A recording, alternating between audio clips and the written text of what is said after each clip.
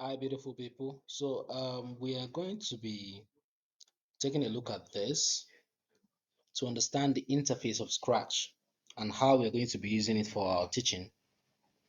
Best way for us to know it is to first study for ourselves and understand it. So I'm thinking of having this as a video for you to best understand it as an instructor. So on the left side, you have the code. This code tab here is called the code tab. This button here, code tab. So right on the right here, we have backdrop, the backdrop tab, and we have the sound tab. So let's go back to code tab because that's where major activities will be taking place at the first start. When we start using this, you will familiarize yourself with the environment. Then on the left side, we have the menu, the block menu, where we have the motion, the lock, the looks, the sound, the event, control, sensing, etc. So here we have all our actions. The action space here, we have all our actions based on the ones that we select in the menu block. It will display. On the bottom here, we have the backdrop.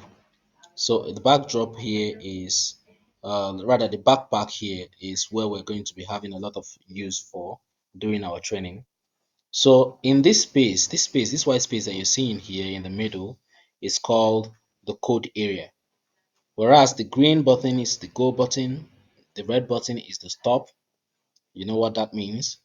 Where you have the cards inside, that's when you open this initially. So you have the yellow card inside. It's called the stage. That's where every player that you're going to be building, that the code will now function, will be displayed on. You have a full screen button here that shows you a full screen display of your stage, and you can click to go out of it. Here on we have the sprite area, this sprite pane where you can set up your sprite. Sprite is this cool cards that you're seeing here. So here you have the sprite list. You can create and add more sprite by clicking on this button that says choose sprite.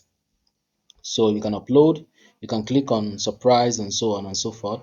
You can also upload your backdrop.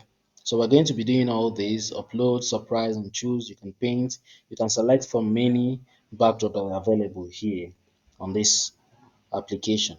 So here is, in this place now, we have the stage pane where you control your stage, and we're going to be making use of all this.